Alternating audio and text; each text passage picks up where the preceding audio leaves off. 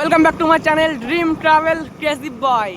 আজ এখন বাজে রাত 8টা আর আমরা বেরিয়ে পড়েছি পোলতা পেট্রোল পাম্পের উদ্দেশ্যে।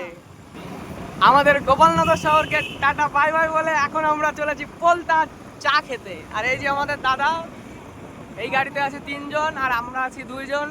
আমরা স্কুটি নিয়ে আর আরেকটা আছে প্লেটানা 100 সিসি, 110 সিসি।